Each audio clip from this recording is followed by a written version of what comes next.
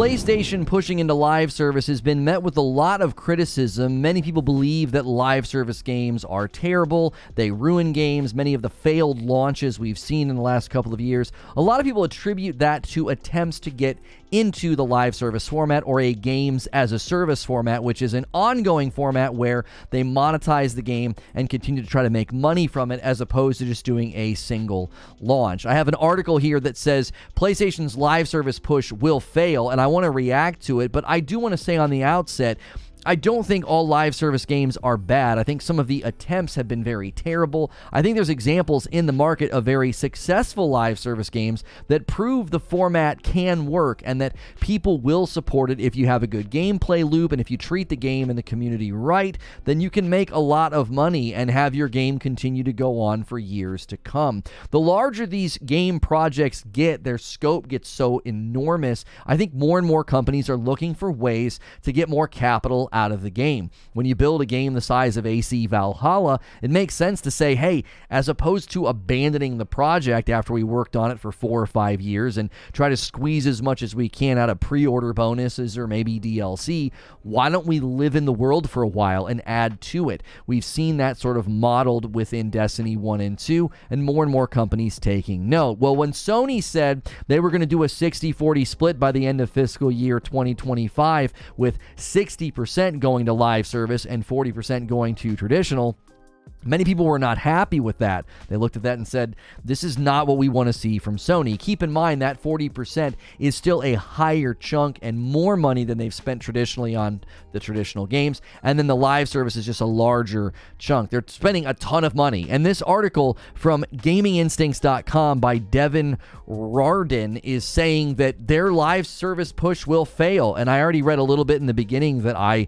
very strongly disagree with. I think there's even a little bit of some misrepresentation of a recent article about Redfall that I want to address in this article. So I like to do this from time to time, read an article and kind of react to it, almost have an ongoing conversation with the article. If you like this kind of content, hit subscribe and the bell button, and maybe always suggest things you'd like to see me react to. So despite the general disdain for them and the copious cancellations, live service games still show promising financial figures that entice the most prominent companies. PlayStation, drooling over the potential financial gain, is fervently pushing for more multiplayer games. Well, multiplayer games are not necessarily live service, but I mentioned this recently in a tweet. I said it's sort of becoming synonymous. If you build a multiplayer game, it's essentially gaming forever. Like, it's a game that's intended to go on, and I was talking about that with respect to The Last of Us 2 Factions that has been put on hold. And many people said, I'm sure Naughty Dog built a great game. What's the problem? Well, if they built a really great game mode, which is what Factions originally was, that doesn't necessarily have staying power. And that was Bungie's question, right? Bungie's sort of PlayStation's muscle. They walk in the room, they analyze your project, they see if it's going to last or not, because they have a lot of experience stretching content and keeping a player base engaged, and what they saw didn't look very promising. And I think that's one of the challenges of live service. Not a lot of people know how to do it or do it well. However, he says, I predict the direction will only burden its several talented studios, resulting in a few successes and several cancellations. Sadly, I think this is actually a prediction that will come to fruition. I don't think every live service game can make it. I think the fact that PlayStation's using Bungie to assess projects will increase likelihood of success, but that's just going to be the case. There's only so many players, there's only so many, hours in a week. Now, they did say in recent interviews that their approach to live service would be very different. They would not just make a bunch of Fortnites. They were going to approach different genres, different target audiences. It's not going to be just a bunch of games that demand a bunch of your time. So maybe they do have plans to mitigate that going forward so that they don't all sort of cannibalize each other and step on each other's toes. Traditionally, Sony has found success through its blockbuster single-player games, earning a reputation for making extremely polished, story-centered experiences with highly detailed and realistic visuals. Yeah, they get accused that that's all they make as well. And now that they're trying to dip their toes into multiplayer, everybody says, it's going to be terrible. So I always find that interesting, that people will criticize a company for only doing one thing, and then when they try to innovate, it's like, oh no, it's going to be terrible. Maybe, you might be right, but we won't really know until the games come out. PlayStation 3 games like God of War 3 and Uncharted 2 Among Thieves revealed how cinematic games could be and push other developers to create cinematic set pieces for their games. PlayStation took hold of the success and made an identity around these games. The subsequent Uncharted and God of War games, The Last of Us, Marvel's Spider-Man, and Ghost of Tsushima cemented PlayStation as a single-player juggernaut. The multiplayer side of the equation was always lacking, but I would argue they don't even need it. Well, I don't know if I would argue they don't need it, since 48% of the people who buy Call of Duty buy it on PlayStation, and I think they see those dollars and they say, man, if you can have successful multiplayer games on your platform, especially with the projected saturation of the PlayStation 5 surpassing the PlayStation 4, it makes perfectly good sense to tap into the other side of the market as opposed to being so lopsided. I think their push into VR, and I think their push into multiplayer is a smart move. The PlayStation 4 is the 5th top-selling console of all time with 117 million sales, and the PlayStation 5 is outpacing its competitor, the Xbox Series X. Despite its success, PlayStation can see the analytics in the industry is moving toward live service games. In response, Sony has pushed a massive initiative to develop more live service games. A recent Sony business presentation revealed that in fiscal year 2019, Sony had 88% traditional games and 12% live service. But according to their prospects, fiscal year 2025, 60% will be live service, drastically changing the company's business model. And analytical projections indicate that add-on content will be the largest source of revenue for the gaming industry, which can be interpreted as paid add-ons for live services. Well, not necessarily. That could also just be DLC sales or even extra content sales. Even the add-on content sometimes includes, pre-order bonuses, cosmetics. Those could also be considered add-on. But I would wager to say that most of these will be add-ons for live service games. Here's the thing to keep in mind. Saying this is drastically changing the company's business model is a slight misrepresentation in my opinion. The actual graph showed that the traditional spending being 40% was significantly higher than when it was at 88% in 2019. What I mean is the bar graph, imagine you're seeing the bar graph. This is the 88%. This is the 40%. They're spending way more money on traditional. It's just that the percentage breakdown is more evenly split instead of it being 88-12. So I don't think this is a drastic switch. It's an increase in investment in both, with them basically saying we weren't really traditionally investing in live service. So I don't necessarily agree with that read. Look at the chart. You'll see what I'm talking about. I do not understand why the money is pointing toward live service when all we see in the headlines are failures and disappointment. Crossfire X, Rumbleverse, Knockout City, Apex Legends Mobile, and several other multiplayer games were recently canceled.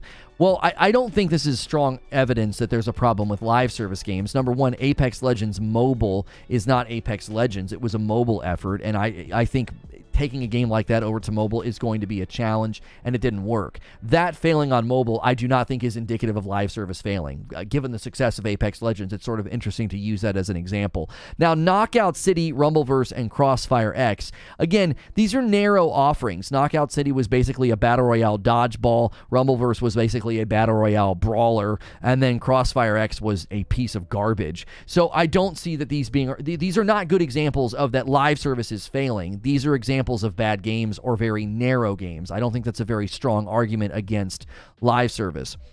In addition, Marvel Avengers and Ubisoft's Battle Royale Hyperscape were failures. Again, this is not indicative of the fact that live service is the problem. Bad games are bad games. Like, look at how many failed single-player games or co-op games that we have. There's plenty of games that have come out that have been terrible state, terrible shape, like The Lord of the Rings Gollum. Is that an example of, oh yeah, single-player games suck? I think that's an element of cherry-picking. If you look in the grand scheme of game launches, there are tons of failed launches, tons of buggy, bad launches that have nothing to do with live service. Like Cyberpunk's initial launch being incredibly bad had nothing to do with the fact that it was a single-player RPG. We wouldn't say that single-player RPGs are suddenly bad because we've had a rash of bad ones or games that just failed to deliver. The two biggest successes are Fortnite and Destiny, but it's difficult to replicate that level of success. The two biggest successes for live service or Fortnite and Destiny, you're leaving out Call of Duty, the Leviathan. That's interesting to leave that one out, as it's been, doing quite well as a live service. And Apex Legends is also done quite well as a live service game. Don't forget about ESO.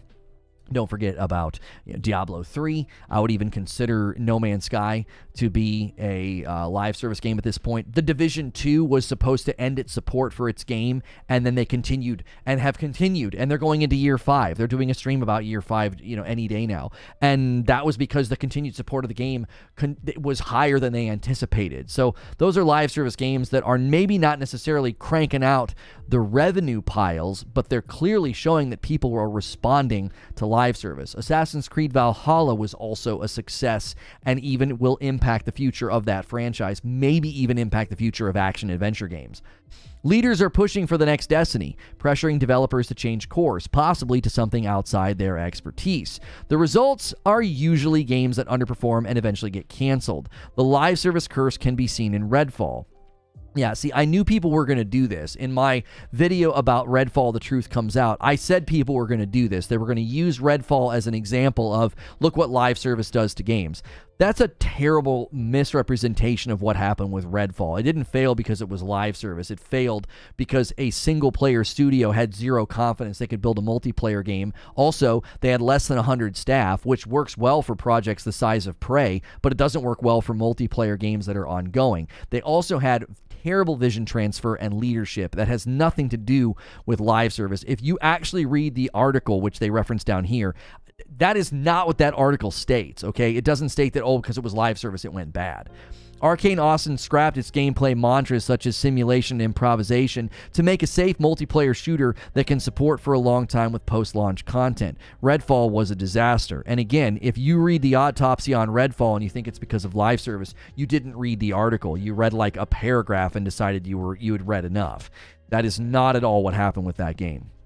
They also lost 70% of their staff because they didn't want to build a multiplayer game. That doesn't necessarily mean that it was live service's fault. That again comes down to bad skill assessment from ZeniMax. They didn't want to build it, they weren't cut out to build it, and they didn't have the staff to build it, and they just solely lost people because the project wasn't going well. Another game with live service design, Gotham Knights, also failed immediately at launch. And if you think Gotham Knights failed because of live service, again, you are not assessing what happened with Gotham Knights. That is not why it failed. It had almost all the live service elements ripped out of it. It was a very, very underperforming piece of trash. It was a 30 FPS mobile-looking game that was behind an 11-year-old Arkham game that looked better than it. I just, again, that's not why Gotham Knights failed. I think people cherry pick. They're like, oh, here's a game that failed. Yeah, it failed because of live service. That is absolutely not what happened with Gotham Knights. Both games probably would have performed better if the live service elements were removed. They were. And instead, they had single-player focus. Yeah, again, go read the Bloomberg. Right here, Redfall developers would agree according to the Bloomberg report.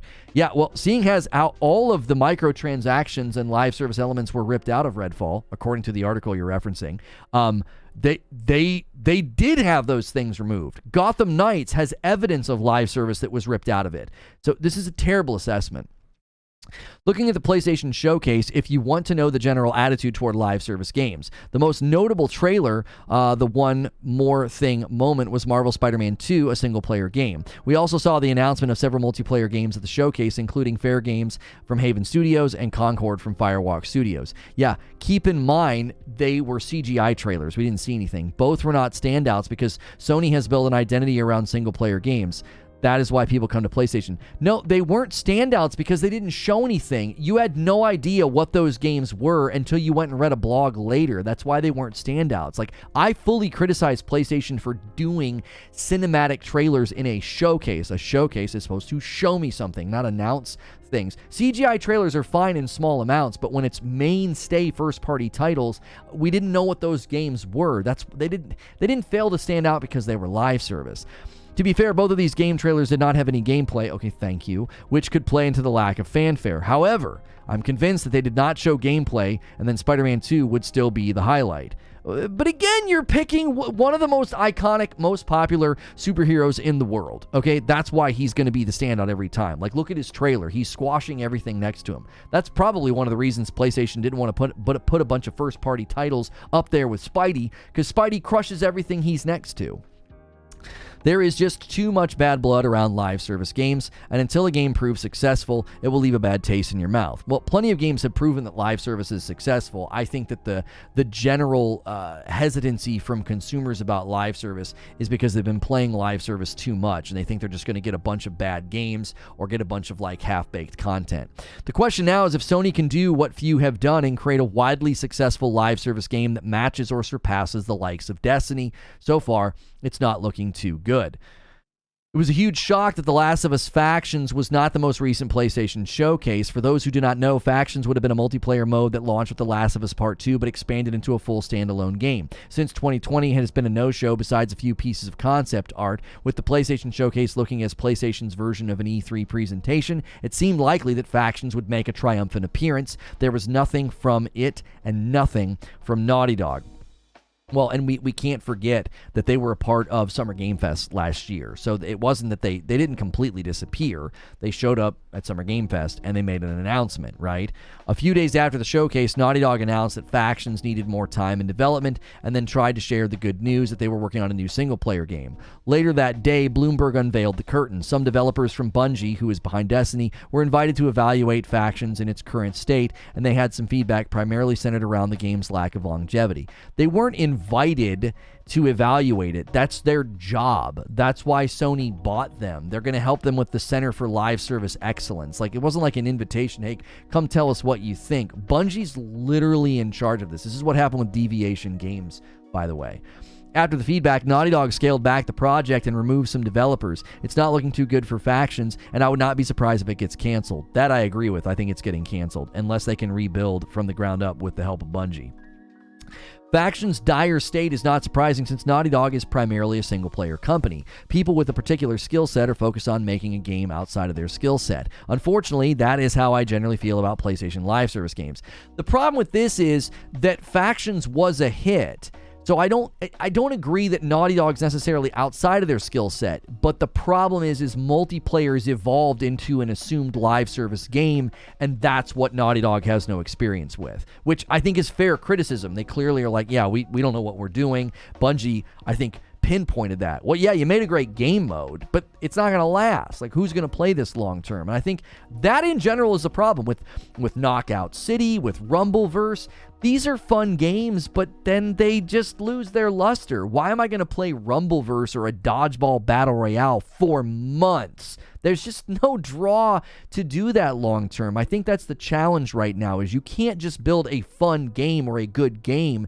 You have to build something that people will not want to put down, and you're competing with the likes of Fortnite, Call of Duty, CSGO, Apex Legends, Valorant, really established shooters that people always want to log in and play, especially games like Fortnite and even Destiny. You're really competing with heavy hitters that capture long periods of time and attention. And if your game's gimmicky, you're playing dodgeball, it just isn't going to last. Guerrilla Games is making a multiplayer game based on Horizon. I'm not sure the developers from the Killzone era still work there, but the truth is the current Guerrilla is a single-player company. Horizon, even if a multiplayer game could be good, is designed for a single-player experience. I fear developers have no choice but to make live service games, either leaving their single-player games behind or overstressing teams with too many projects. If any other traditional single-player studios are making multiplayer games, I suspect, unfortunately, that they will follow in the same downward spiral as Factions. I think this is extremely presumptuous. If you look at games that break from what they're accustomed to, it's funny that you use Horizon as an example, since they broke from Killzone and made Horizon and were really scared if it was going to work. They celebrated that in a blog post. So it's interesting to invoke Horizon, a game company that was actually really breaking from what they were known for and nailed it. And to tell you another company that's doing it, CD Projekt Red is doing it with The Witcher. So I would maybe read up on that. If you think all these companies are just stuck in one lane, if they're all a one-string banjo, then how is everybody else doing this? Like, how are games suddenly becoming good? Game companies becoming good at building other things. I mean, you could even look at Housemarque with Returnal as an example. Sony's one hope is Bungie. Acquiring the studio and having them provide support for the live service venture is a smart move. It is a studio filled with people who know how to make multiplayer games. Their feedback may be the key to PlayStation's success. Now, that I agree with. Again, it was phrased funny, like they were invited to look at it. It wasn't an invitation. It's literally their job. However, the live service experiment, based on the information we have about factions, may take longer than we want. As with anything new, it will require a lot of trial and error, which in reality means a lot of frustrated devs and frustrated players. I fear that as PlayStation continues to push live service games, we will continue to see delay upon delay as developers try to wrap their heads around the seemingly impossible task of creating a game with an infinite lifespan. This is true. I don't deny that trying to make a game is, gaming forever. I think that's incredibly difficult. I do, but I don't think that means that this push from Sony will fail. If anything, it will succeed because you're saying everybody's trying to replicate what Destiny has done and nobody can do it. You got Bungie, the team behind Destiny, helping you bring live service games to market. I think the fact that Factions is getting canceled potentially is proof that whatever comes out of PlayStation will likely be successful. If they would have just pushed out Factions and it flopped, then you'd have something to say, this could be a pattern of behavior. That's going to be a consistent theme of failure from PlayStation. But the fact that they didn't isn't proof positive that their live service efforts are going to fail. If anything, it shows that they're only going to bring something to market if it has a high likelihood of success. While I'm not optimistic about PlayStation's live service future, I do understand the push. You can't rely on blockbuster single-player games to carry a company forever, and live service is where the industry is going overall. I hope we get at least one standout game from this push that does not get canceled, but I do not foresee a staggering success. There will probably be more delays and disappointed fans than genuine successes. Listen, I do think there stands to be more stumbles, delays, and cancellations than launches. But what that means is the cream will rise to the top. The cream will rise to the top. The best games, the games that are built properly, the games that will last, that have the good content loop, that have the good concepts, that have the longevity, the elasticity, they'll make it to market. And if those fail, well then pack it up and go home. Because if the best of the best can't make it, then nobody can. The thing I think people forget about live service is not very many people have figured out how to do it. I think too many examples are given that were games that tried to jam live service in instead of building live service from the ground up. The future of live service games rests on that. Diablo 4 is a great test case. Will their ongoing content model work with everything they learned from Diablo 3, the Loot 2.0, and the seasonal system? It impacted No Man's Sky. I think it's going to impact the market in other games as well. Let me know what you think in the comments below. Is this overstating the case? Is it like, hey, we got one game potentially getting delayed and canceled? That doesn't mean all their efforts are done and going to fail. Let me know what you think. I'm probably going to be heading to a members debrief. We typically do that after my uploads, so make sure you hit the join button to become a member. And as always, hit subscribe and the bell button, and I'll see you in the next video.